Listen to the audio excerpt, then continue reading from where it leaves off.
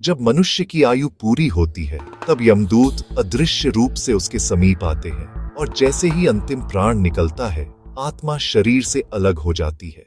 यह आत्मा कुछ क्षण अपने शरीर और परिवार को देखती है, फिर अचानक एक तेज आवाज के साथ उसके सामने दो मार्ग खुलते हैं, एक उज्जवल और दूसरा अंधकारमय। यदि आत्मा के कर्म अधार्मिक होते हैं तो यमदूत उसे अपने पाश से बांधकर खींच ले जाते हैं। उनका स्वर गड़गड़ाहट जैसा होता है और आत्मा भय से कांप उठती है।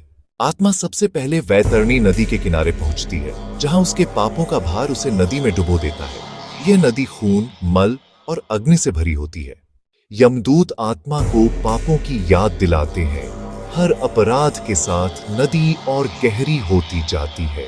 यह पहला दंड होता है, पश्चाताप का आरंभ। आत्मा को नरक के मार्ग पर हजारों योजन की यात्रा करनी होती है, जहां रास्ते पर आग, कीले और कांटे बिछे होते हैं। यह यात्रा 48,000 योजन तक फैली होती है। आत्मा अंत में यमपुरी के द्वार पर पहुंचती है।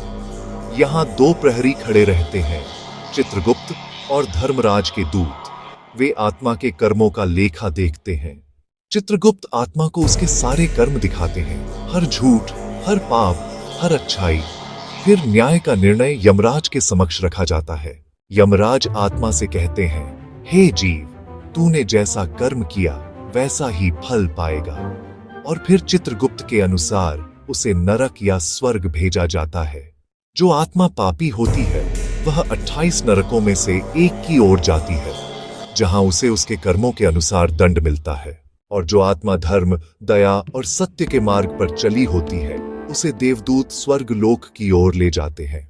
गरुड़ पुराण हमें बताता है कि मृत्यु अंत नहीं, बल्कि आत्मा की यात्रा की नई शुरुआत है।